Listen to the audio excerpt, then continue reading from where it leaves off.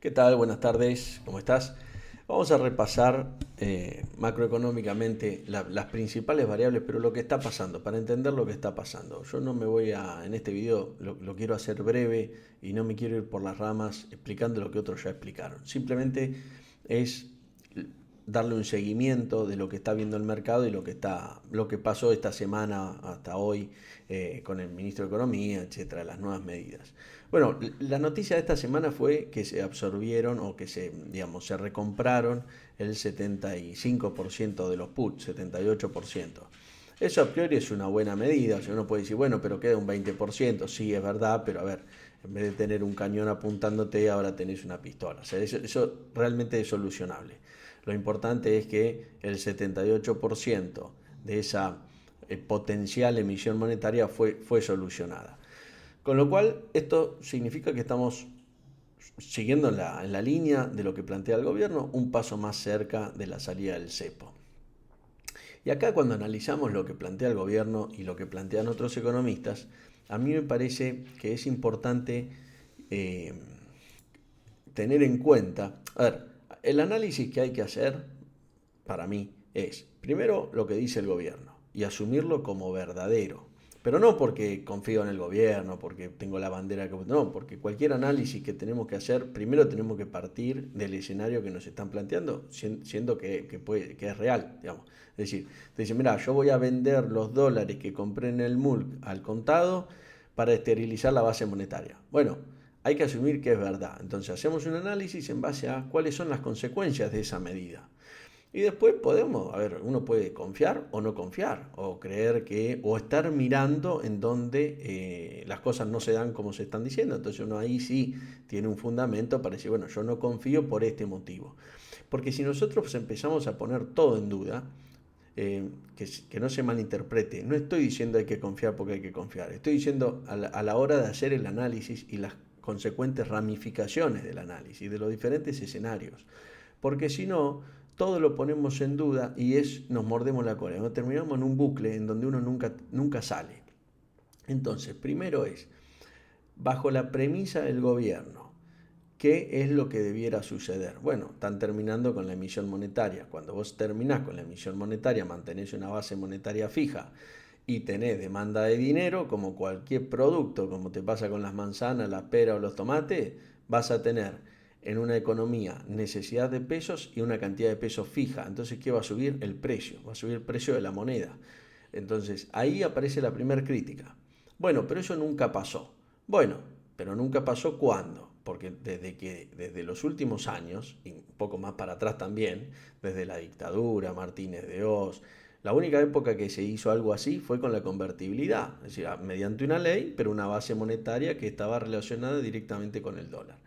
Pero sacando esa época en donde sí funcionó, no se hizo nunca mantener la base monetaria fija. Martínez de Oz no tenía la base monetaria fija y tampoco tenía una demanda creciendo, pero tenía déficit fiscal. Entonces, hablar de la tablita de Martínez de Oz y demás es como una cosa muy vaga, como para patear la pelota al lateral. Vamos a ponerlo en estos términos porque es la realidad. Entonces, entiendo también que la Argentina tiene un prontuario, como también dice el gobierno, y que uno desconfíe, porque uno dice, bueno, ¿dónde está la línea entre controlo la brecha como fin último y en realidad estoy esterilizando la base monetaria, que la consecuencia, lo que vemos es lo mismo, ¿no? En definitiva es lo mismo. Acá lo que te están diciendo es, voy a usar reservas.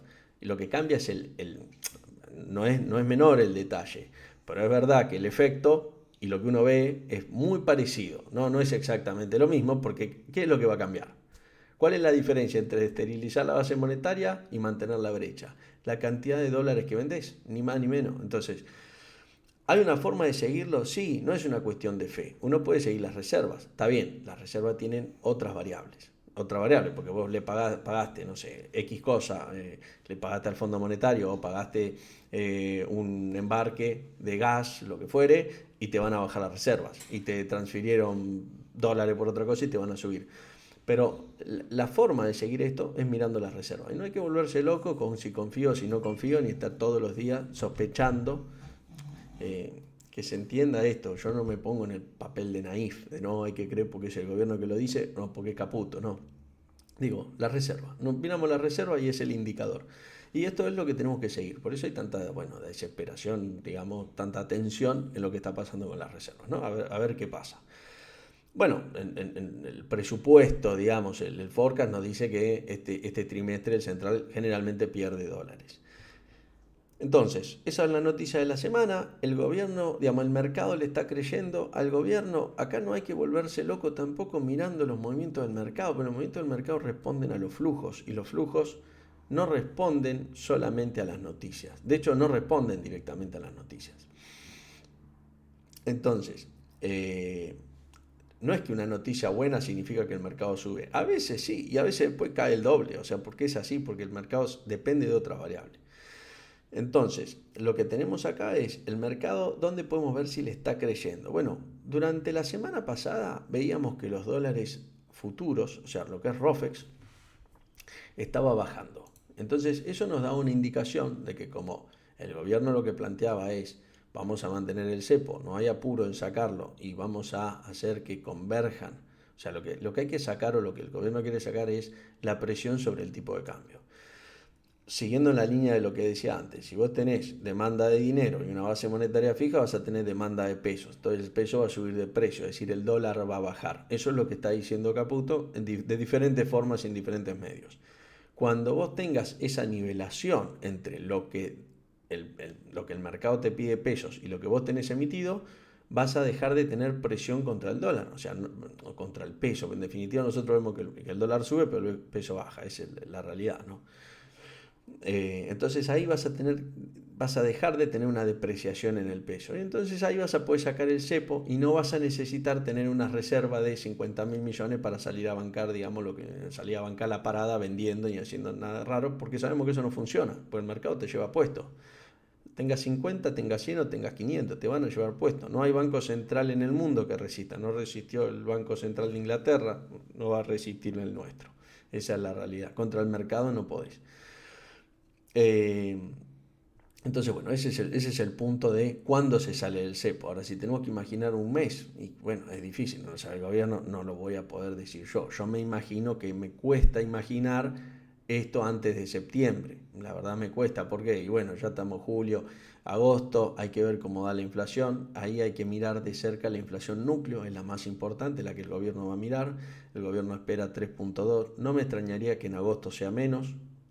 Y habrá que ver qué pasa en septiembre. Pero si en septiembre ya tenemos una baja de la inflación más grande y como generalmente los impactos en la base monetaria, o sea, los impactos de base monetaria en el mercado impactan con retraso. Podemos decir que entre 3 y 6 meses. Con lo cual uno podría estimar que para fin de año, que además hay que sacar el impuesto país, bueno, ahí en esa fecha más o menos, ¿no? Podríamos decir que octubre, diciembre, como para imaginar una fecha, un horizonte temporal.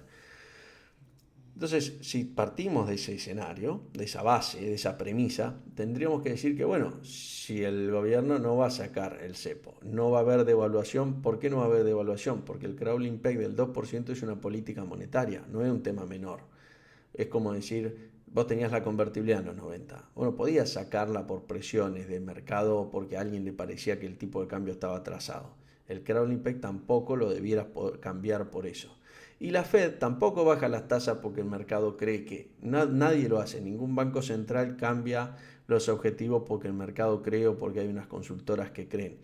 Porque eso es hambre para hoy, pan para hoy, hambre para mañana. Primero el mercado por ahí toma bien la medida, pero después no tenés más credibilidad.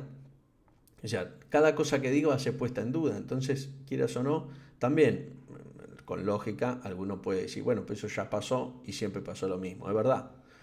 Pero bueno, yo me estoy basando en lo que ellos dicen, no en lo que yo creo que van a hacer o donde no van a hacer lo que dicen. Entonces, si partimos, o sea, tomamos todas esas premisas como válidas y como reales, que el dólar ROFEX valga, por ejemplo, a septiembre, ahora lo estoy viendo en pantalla, ¿no? 1024, cuando a diciembre el oficial va a valer 1016, significa que alguien está pagando de más. No es que está pagando de más porque es un gil, está pagando de más porque tiene otra expectativa de mercado. No cree, básicamente, que esto vaya a ser así. Entonces, obviamente el mercado, como no cree al 100%, va descontando escenarios en donde el dólar oficial valga más. Puede valer más, puede acelerar el crawling peg, o puede valer más porque hay una devaluación que básicamente, vamos, el mismo concepto, oficial más caro. Eso es lo que estamos viendo. Durante 2 días, yo diría que antes de ayer y ayer, hoy es viernes, vimos que los dólares subían, los futuros subían en promedio 6 puntos por día. eh, y hoy están neutros, y algunos están incluso bajando. Y con lo cual, bueno, el mercado está ahí. No podemos decir que cree que va a haber una devaluación a 2000 porque no hay ese volumen de compra, no hay esa agresividad y tampoco hay una confianza ciega de que esto siga así hasta el vencimiento porque estamos viendo que no. Pero hubo una ventana temporal desde que salió el presupuesto del 25 que lo mandaron al Congreso, que fue 3 de julio si no me equivoco, hasta les diría que hace 2 días, en donde paulatinamente veníamos viendo los futuros a la baja. La brecha se achicó de 1500 a 1300 y parece ser que en esta zona se está manteniendo. El gobierno, por lo que yo estoy viendo, lo que llamamos la intervención, uno no lo sabe porque a ciencia cierta no lo sabes, pero uno lo percibe, el que ve la pantalla lo percibe. Ahí obviamente cada uno te va a decir lo que le parece, o sea, lo que percibe. Yo lo que estoy viendo es que venden, hay ventas, están manteniendo la brecha, digamos, no sé si decir la brecha o están manteniendo la base monetaria, pero en determinados niveles de brecha. No son niveles que parecen ser fijos ni que parecen ser, sino que están acompañando un poco al mercado y da la sensación que cuando aparece demanda de contado están apareciendo. Esa es mi sensación, recién pasaron 2 o 3 días, digamos, de intervención, ustedes se van a dar cuenta porque además aumentó el volumen del bono operado y además hay zonas en donde ustedes, bueno, ven el precio y ven que le pusieron un techo, con lo cual ahí hay vendedores. Eso es lo que estoy viendo en líneas generales. Después hay muchas críticas, obviamente, bueno, esto va a terminar en esta inflación o la inflación no va a bajar. Ahí hay que basarse un poco, eh, digamos, es importante la crítica porque nos pueden mostrar puntos donde nosotros estamos viendo otra cosa, ¿no? Donde uno ve otra cosa y dice, no.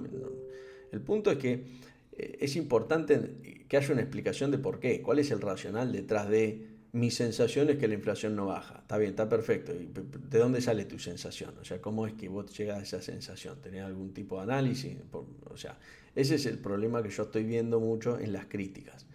Es un tema bastante complejo, no es un tema sencillo de economía.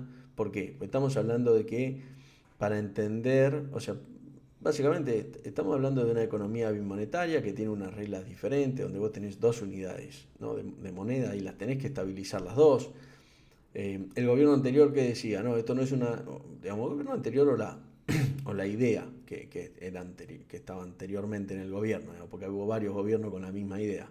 Esto no es una economía bimonetaria, sino que la gente no se está equivocada y en realidad es una economía que hay que forzarlos a ir al peso. A mi entender eso es como decir, bueno, mira, el mundo gira, pero yo no quiero que gire tanto, entonces voy a hacer una ley que lo va a parar. Y el mundo sigue girando y la gente sigue transaccionando bienes en dólares. Y hay bienes que se transaccionan en pesos, pero son gastos, chiquitajes. Ahora, desde un auto para arriba se habla en dólares, incluso en un auto, que es un gasto relativamente, o sea, ni hablar las propiedades, ¿no? Entonces, si en cada gasto importante la gente ya lo piensa en dólares, ya está, es así. Después te dirán, bueno, un tema cultural, que esas son debates más sociológicas que otra cosa. O sea, la realidad la tenemos enfrente. Ahora discutir porque la gente piensa en dólares se puede discutir, pero no tiene mucho bollete porque es lo que hay hoy y es lo que hubo desde hace muchos años y no va a cambiar. No es cosa de no, pero en Brasil, ¿qué está bien? Brasil es Brasil, hablan otro lenguaje, qué sé yo, es Brasil. Acá en Argentina se habla así y se hacen las cosas así. Y no se va a cambiar porque venga un gobierno y limite de cómo se hacen. O sea, esa es la realidad. Después podemos discutir este tema de no, pero si es social o en realidad no. En realidad te invocaron tantas veces que la gente aprendió. Sí, pasa eso. O sea, porque tener un peso fuerte, tenés que tener un peso fuerte durante, no sé, 20 años y capaz que la gente confía. Ahora, obviamente que haciendo esto de la base monetaria el peso va a ser fuerte porque no es un tema ideológico, es un tema de oferta y demanda. Eso está claro. Me parece, por lo menos para los que tienen esta visión de la economía. ¿Qué es la visión del gobierno? Eso es importante, porque es la visión del gobierno y es lo que el gobierno plantea. El gobierno no dice, la inflación es un fenómeno multicausal y las causas las vamos viendo a medida que van apareciendo. No, te dice, mirá, la inflación es un fenómeno monetario, entonces toca eliminar la emisión monetaria. ¿Y cómo la elimino? Así, así, así.